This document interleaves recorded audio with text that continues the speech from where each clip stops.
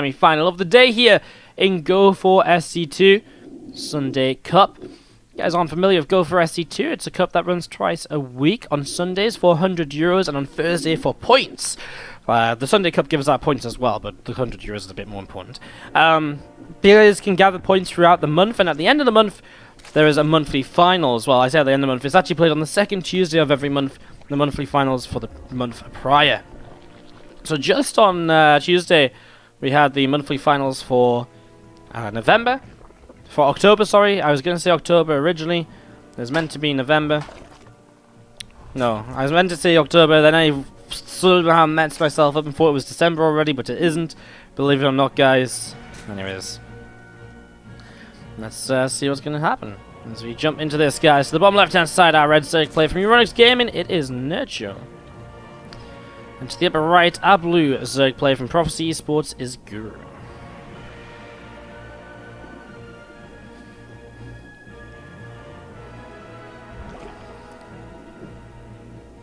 Guys, I know 6 ads in a row, 3 minutes of ads can seem like a lot, but it's not like we're running 3 minutes of ads over games or anything. We just run the ads because it's a really good way to support the stream. And in fact, it's still one of the reasons we're able to stream full time, because the ads do bring us in a lot of revenue. So we need to run them to stay aloft, and we only ever run them during downtime. You know, if we're going to be, run games in the middle of a series, it's that we run into the ads straight away, nice and quickly, so you guys pretty much miss nothing of the game. Maybe the first 30 seconds to a minute or so, but that's about it, so. Goes a long way to supporting the stream. Without the ads, we would not be here. As we're going to be seeing a couple of lings coming down towards the bottom left. The ZvZ setup here so far between Nerchio and Guru has been fairly standard. Hatch, gas pool of piece. From the hatch gas pool, ling speed will come up, and we are going to see third hatches being taken. There's a few different ways you can open in the ZvZ with a way to kind of not go into speed and just go straight to roaches, but this one will be the straight up standard ling bane opening from both players. Third hatch from both as well. You may think, well, why take the third hatch so early? So what usually happens here is you get in towards a third hatchery, and then you make a lot of units to kind of defend it and be aggressive at the same time. You just have the minerals to make a third hatch, basically. And the production can help you out a bunch, and then it all becomes about defending and attacking third hatcheries for a little while in the game, trying to establish an advantage moving forwards in towards the next stage, which would be roaches. Going into roaches right from the get-go is a little bit difficult, because sometimes you can just be caught off guard and it can take a little time to get enough roaches up. Roaches are also much slower, and they can only be in one place at a time.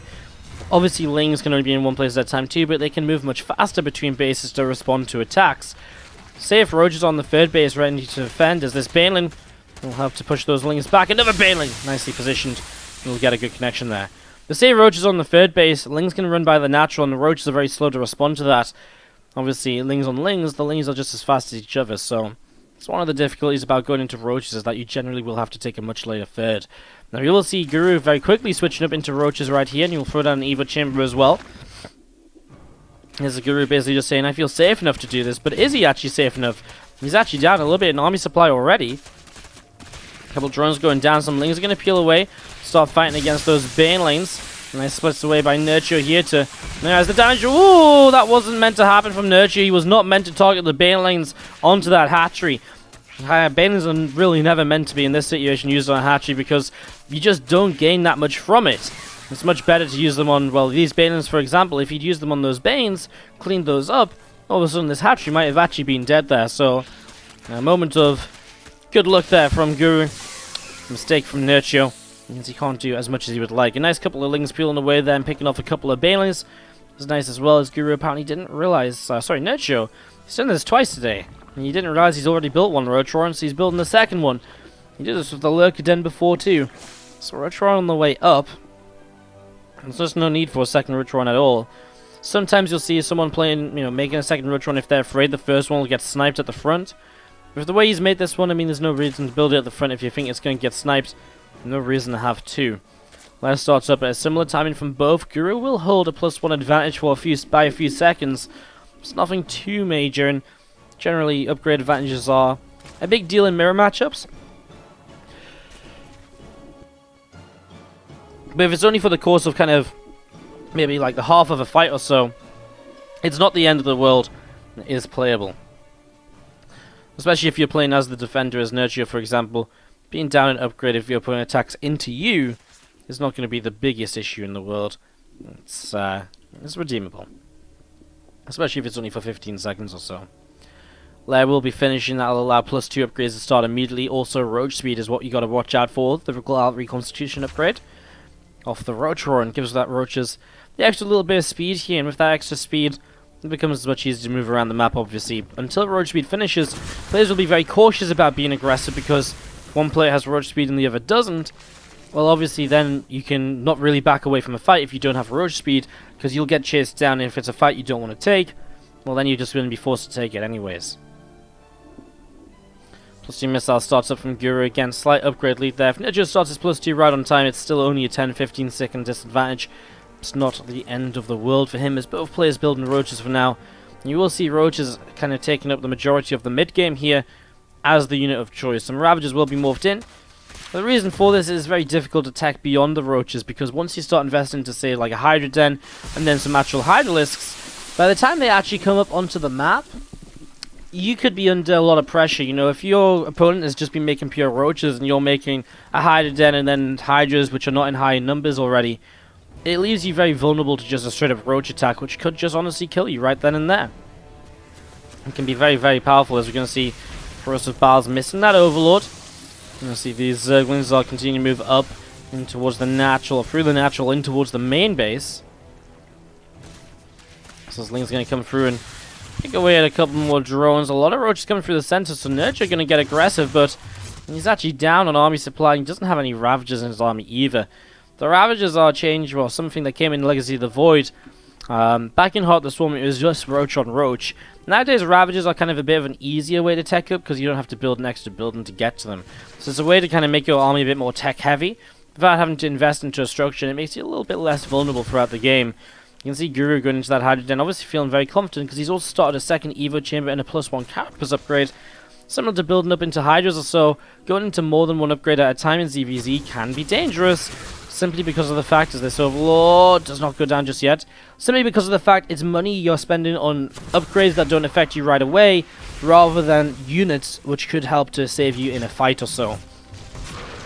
So as players max out, whose army do I prefer? Well, I kind of like, well, both armies are very similar. Obviously, Guru's in the better position just because he has an extra upgrade coming through in the +2, finishing a bit sooner. Let's see if Nerchio can do anything about this, whether he actually wants to fight. He's just going to back away. It seems a little bit of positional battle here coming in the center. Roaches and Ravagers, as you see. You see it overhead. A couple of Corrosive Bowels coming down will kill off that Overlord nice and quickly. Obviously overhead here, detection unit. As sometimes you get this upgrade called Burrow. With the Burrow upgrade, these roaches and Ravagers can kind of hide in the ground. You need detection to see them, so the Overseer is important. You can see the roaches and Ravagers are still moving around the center of the map here for Nerchio. Guru backing away a little bit as well over to the right side. Guru going towards that Lurker Den. If Lurkers come up into this game, Nerchio might find himself in a lot of trouble. Lurkers are very difficult to deal with just Roach Ravager. They do a lot of splash damage. They're difficult to close the gap to. Difficult to get on top of to kill off. Nerchio splitting up his own army. He's going to run into a stack of units that's a little bit too large for him to deal with here, but at the same time he's coming through the south side. Well, obviously overall this army from Guru should be a little bit too large, but for now, it's an okay-ish fight from Nerchio. Some Corrosive Bowels did a good job of forcing Guru to back away for a moment or so. Guru is still chasing here as Nerchio reinforces, brings his entire army together once again. So all of these units gathering up as now Roach is going to advance down the left-hand side. Overlords in the sky from Nerchio. We'll see this, and actually Nerchio jumps on an opportunity. This is a great start to a fight from him as he comes in. Now he's going to find some Ravagers on their own as well. Those are expensive. It takes 75 gas to morph a Roach into a Ravager, and so to lose Ravagers is essentially losing 100 gas units every single time here, as we're going to be seeing these units continue to get picked away at. Just going to be seeing these Ravagers getting picked away at, and again, without the Ravagers, the army damage output from Guru is so much lower. Just going to be seeing these Roaches of Guru continue to get picked away at, and well, a couple more Corrosive Bowels will help out. Hydra's coming in to reinforce this. Problem is, most of these Hydras are going to be... okay, they're not quite on their own. The way that a Roach Hydra army works, as Hydra started to come out from Guru, is that the Hydras are higher DPS units, but they're much lower hit points, and they're much more fragile because of that. They're also not armored, so they don't have that extra bit of defense. And that means that generally, to make an army successful, you want roaches in the front to tank, and hydras in the back to actually deal that extra damage. So if the roaches in the front are tanking, then you're not losing your hydras super quick, and they're given the time to deal the damage they need to deal. The Ravagers do a similar thing. The Ravagers are also this kind of higher DPS unit, but they're also a bit more fragile. They also have the Corrosive Bile, though, which makes them very powerful as well. Overall, I think Roach Ravager is actually pretty good because of the Biles. Roach Hydra can be pretty effective as well, though. Obviously, this time, the Hydras have been morphed into Lurkers, and these Lurkers are going to be very powerful as well in terms of holding positions. We just saw them there. Holding positions very well. The best answer that Nerchio has to this right now is Corrosive Biles. Lurkers do have to burrow into the ground to fire in, so because of that, obviously, the Biles can strike into a position very easily and basically kill off those Lurkers before they can relocate themselves. Those Biles keeping on hitting and looking to see what else they can do. You see Nerchio happy to fight 1 or 2 Lurkers at a time, but doesn't want to fight much more than that. It's a difficult sort of game to judge. It's difficult to judge when do you have the chance to actually fight or so. You see Nerchio still sort of pressuring in towards this base. Couple drones going down. Where's Guru's army? It's out in the center of the map. He's not really taking this attack very seriously at all. He's just sort of preparing himself to go counterattack, it seems. And his Roach is actually going to turn around, but without the support of those Lurkers, it's a lot of Guru's supply, those Lurkers, so he can't really take a fight without them. It's a lot of his army that he'd be missing out on if he were to try and fight. I'm just here in this fight, and that's why Nerchio will just back away immediately. Roaches and Ravagers still sort of looking around, and a couple more Biles landing. The Roaches and Hydras dodging away from it there right from the get-go. Moving up to the top side, Nerchio looking to see what else he can do. Position himself once again. Lurkers relocating to defend. Hive on the way up, and that's Nerchio's answer to the Lurkers in the long term. If you get Vipers up, Blinding Clouds, which is an ability off the Viper, the Abduct as well. Both abilities which can help a lot to get rid of Lurkers and to actually deal with them in the longer term. Again, in the short term, a few Biles here and there and just taking smaller skirmishes can work out also. As you can see, Nerchio building into a few Hydras of his own. This is really nice. Nerchio coming in from the backside means the Hydras are exposed. We just talked about how Roaches are the ones that are meant to tank the damage. Obviously, that doesn't happen if Nerchio attacks from the other angle. Then this army is set up to fight in. So that was a good trade there from Nerchio. He maxes out now against the 170 supply, though Guru with money in the bank. Those Lurkers actually coming forward. Nerchio gets into a very good concave. This is a much more open area than we've seen previously, and because of that, Nerchio feels much more comfortable fighting these Lurkers, where their splash damage is not going to be as effective as we've been seeing before now. And you can see that Nerchio is starting to overrun this army. Guru does have money in the bank to spend and to rebuild with and to remax with, but he's not using it yet. He's built 7 Roaches. He actually doesn't have lava. So for whatever reason, Guru's been missing a lot of injects. His Queens, you can see just so much energy, and he isn't even injecting now. And this is a massive mistake from him. He needs to inject, because without injecting, he doesn't have lava. Without lava, he cannot spend all of his money. It's the main part of the Zerg mechanics. Lava inject. And I don't know why he's got this much energy on his Queens. We look at Nerchio's Queens, you can see very low energy units, very low energy. Guru's Queens are like maxed out on energy. And that's a huge mistake, and that is why right now Guru is not able to spend all the money he has. On top of that, he could have done with some extra gases a little bit sooner. When did he take these? These ones have been taking a while. These ones a little bit more recently. Yeah, Guru's been playing such a gas-heavy composition with the Lurkers and Hydras for so long that he really needed the extra gases on the 4th base a little bit earlier. Because right now you can see he's got so many minerals and so little gas. Once again, because he's been playing a gas-heavier composition. On Nerchio's side, he's only on 7 gases, and he's been on the 7th gas for a similar time to Guru. But he's been playing with Roaches, which are, again, a lot less gas expensive, as we see Roach Ravager from Guru coming forwards. Meanwhile, though, Nerchio's on the 4th base. He's going to start shutting this down. A high energy Queen is going to fall. It drops a transfuse onto the Hatchery to help out, but it will not be enough to save it. Hatchery falls. This Lurker's derping around, not burrowing. And he does get the kill on this Hatchery. Nerchio backs away, uses it as a chance to maybe attack forwards, realizes the attack opportunity isn't actually there. And there are those Vipers now coming on up. And they will be the, again, the answer to the Lurkers as they grow in numbers here. The ability to blinding cloud and stop those Lurkers firing while within that cloud, or to abduct them forwards into the army just to kill them off and unburrow them from the fights. And those are the sort of things which fill that up.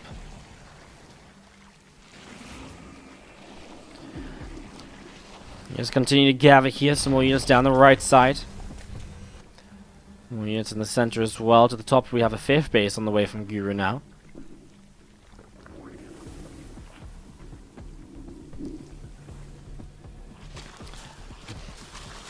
We're just pulling away through the south. Still a lot of units still left here from Guru. Looking to see what else is happening. Vipers will be a major part of this fight. There isn't even the Lurkers in the fight just yet, but you can see the Blinding Cloud forces those Ravagers forwards as they lose the ability to fight from a distance.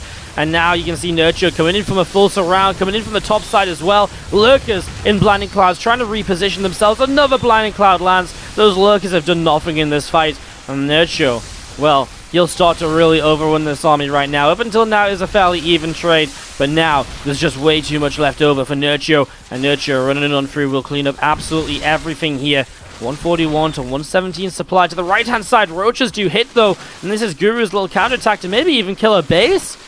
I don't even know if killing a base right now is enough to bring him back in this. And it puts Nerchio down to 4 bases, but Nerchio has a fairly fresh base up here, so losing this expansion is far from the end of the world, and the drones burrowed to keep themselves alive. It's very important as well.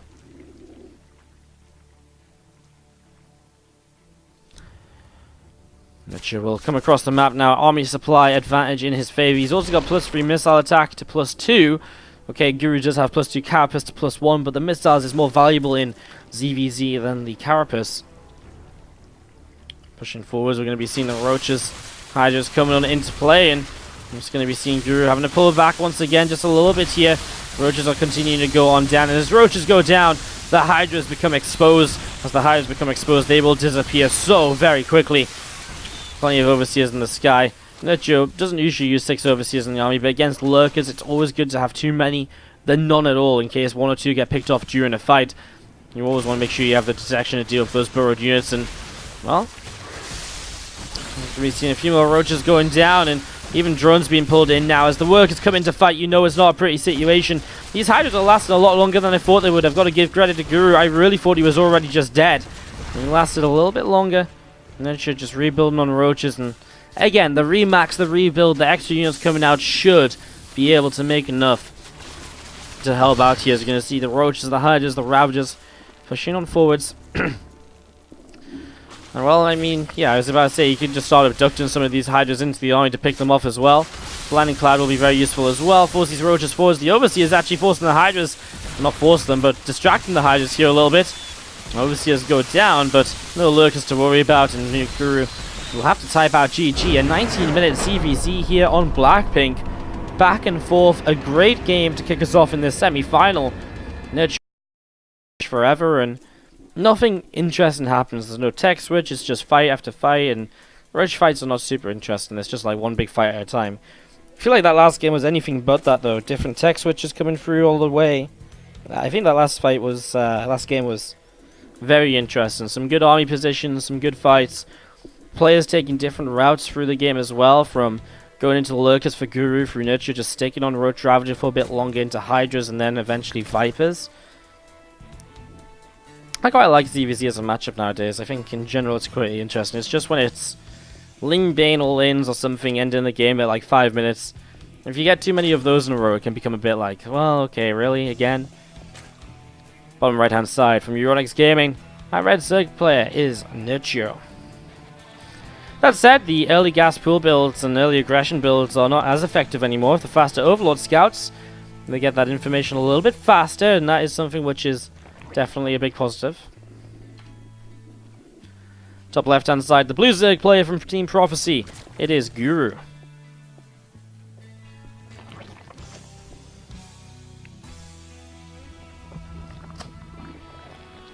Again, let me know what's up today, guys. Let me know how we're all doing. Let me know what's going on. And Wardy bringing you guys the GO4SC2 action for the day. Let me know what's up. Let me know what's going down, guys. We're all feeling good. We're all having a good time.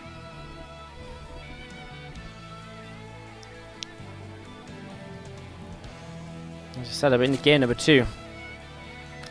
We look to see what is going to be happening here over the next few moments.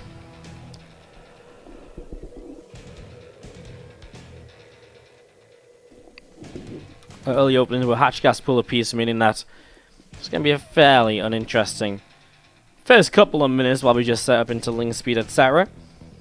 Wait for the builds to really develop. See if we do see Ling speed appear, so if one player might skip Ling speed to go Rotron. For now, Ling speed will start from both players. Still a possibility to cancel it.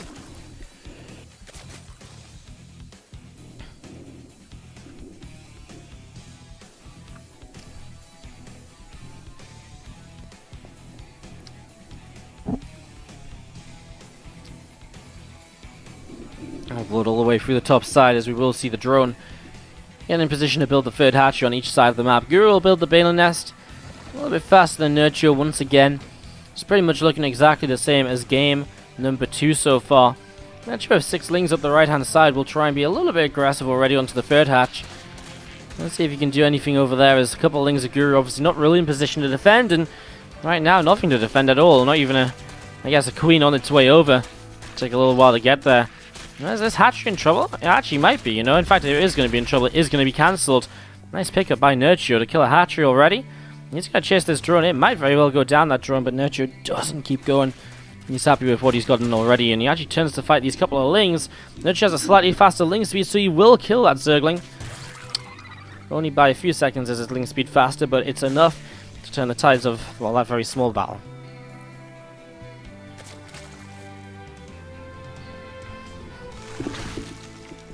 Hype in the chat from Gadget Otaku.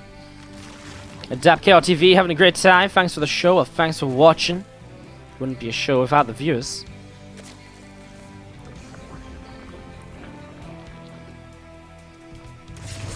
Feeling is going to try and run by. Banelings to defend will make this a fairly easy defense. Single circle. Actually, he does manage to loop around again and get into the main.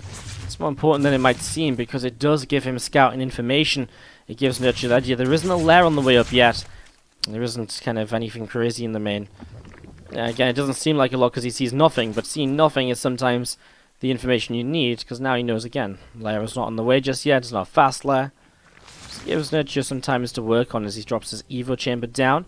From the Evo chamber, we'll expect to see the Rotron to follow up as well, plus 1 missile upgrades, and to go from there. Rotron drops, actually going to place it in the back. Sort of mentioned this in the last game when Nerchio was building double Rotron, but the reason he'll probably build the Rotron in his back is because if he had it in the wall, when he doesn't really need a wall, it's just so potentially deadly as a third hatch gets cancelled once more. Drone killed. Nice play by Guru from Nerchio, as actually surrounds a couple of queens here. Guru currently making roaches a bit earlier than maybe he should be, and that's sort of costing him, well, a couple of queens right now. Those roaches a little bit greedy, and he still can't get up towards his third hatchery. It's something which Nerchio will hold very heavily in his own favor at the moment. He's backing away once again. Oh, tries to grab a drone, will force an extractor at least. Still delays the hatchery from coming down for another few seconds. Meanwhile, Nerchio starts +1 missile attack upgrade. His rush speed should really not be far away. As Guru's +1 missile attack should not be far away either. Should be investing into that ASAP to get it up into the game. Again, the less of an upgrade disadvantage you're at, the better, of course.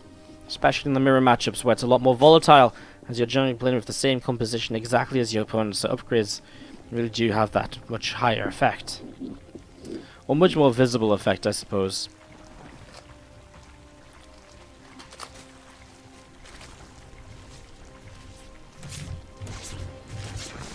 Overseer from Guru is continuing to move around, scouting out, seeing what's up. He's finally got his third hatchery over halfway built. Guru might just about be able to actually get this one finished this time.